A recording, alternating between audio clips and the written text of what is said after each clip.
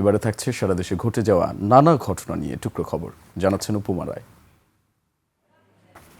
রাজবাড়ীতে ২৪ ঘণ্টায় ডেঙ্গুতে আক্রান্ত হয়ে হাসপাতালে ২ জন ভর্তি হয়েছে। এই বছরে জেলায় ৪৬ জন ডেঙ্গুতে আক্রান্ত হয়।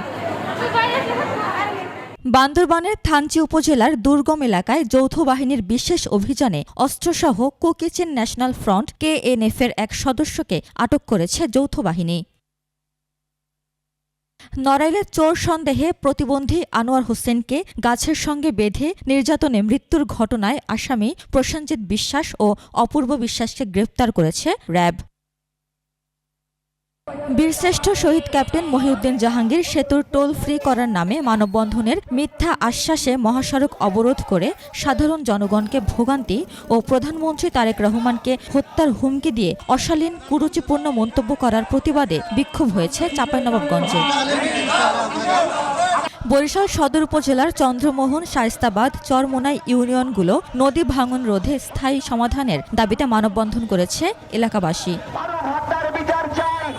গণভোটের রায় বাস্তবায়ন, গণতন্ত্র, ন্যায় বিচার, সুশাসন ও জনগণের অধিকার প্রতিষ্ঠার লক্ষ্যে টাঙ্গাইলে গণমিছিল ও সমাবেশ করেছে ১১ দলীয় ঐক্যজোট। গাইবান্ধার পলাশবাড়ীতে ৮২ ফুট উচ্চতার রামমূর্তির নির্মাণ বন্ধের দাবিতে কুড়িগ্রামে মানববন্ধন, সমাবেশ ও বিক্ষোভ মিছিল করেছে ইনসাফ কায়েমকারী ছাত্র শ্রমিক জনতা কুড়িগ্রাম।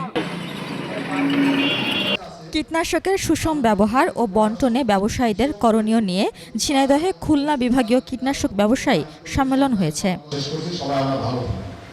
গাজীপুরের শ্রীপুরে পোল্ট্রি মুরগির ডিমের ন্যায্য মূল্য নিশ্চিতকরণ, বাজার নিয়ন্ত্রণ সিন্ডিকেট ভাঙা, খাবার ও ওষুধের দাম কমানোর দাবিতে মানববন্ধন ও বিক্ষোভ করেছে উপজেলা প্রান্তিক পোল্ট্রি খামারিরা।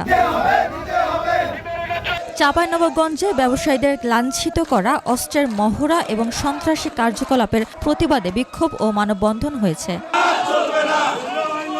উপমা রায়, ডেস্ক রিপোর্ট, ২১ টেলিভিশন।